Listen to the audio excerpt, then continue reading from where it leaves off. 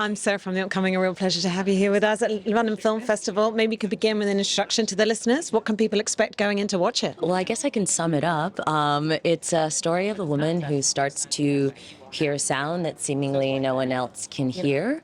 It slowly drives her mad and unravels her whole world. And what was it about Jordan Tannehill's novel that really spoke to you? I saw myself in the protagonist, Claire, but I also saw myself in all of those people, and it felt like an opportunity for me to be able to lean more dramatic. Most of my work is comedy leaning, and this piece felt really elegant. It was a space I hadn't been to before. And phenomenal actress.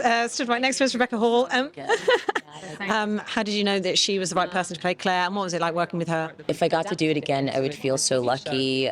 She's a dream to work with. One of the sort of best things that's come out of the project is I feel like this is someone who's also now my friend. I don't know how else to say it except that she just is that person. You watch it and I can't really see anyone else inside of it because she embodied her so deeply. And in terms of the takeaways from a show like this, it is exploring that desire we all have for connection, the loneliness we can feel. What do you think it might have to say as a show, and particularly in our contemporary world right now?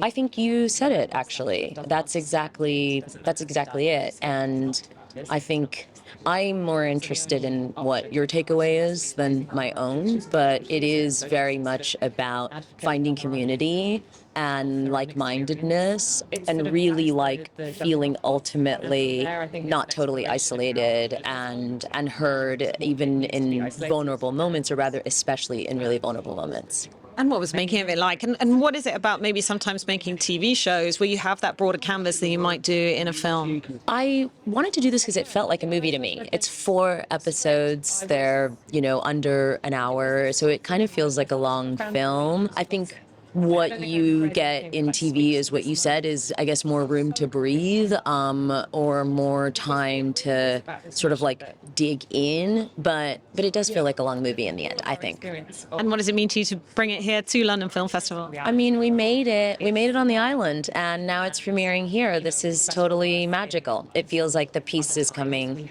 home. Though its home is really Manchester, but it's coming home. Dealing with the affliction, also wore earwigs to work with it. And then when we were in the edit, we initially mostly cut the show without it.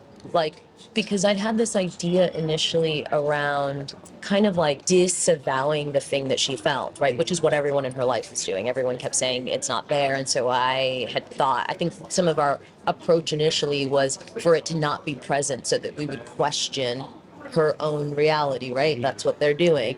But her performance ended up, because her performance is so close to the skin and so raw, invalidating her really hurt my feelings. And so I didn't want to invalidate her. I wanted it to be real for her, whether or not the audience totally buys into it. I mean, it's such a treat to be here. I've never played work here before, so it's my first time here with something. And we shot the show in the UK, we shot the show in Manchester, and so to get to play it in London is a really big deal.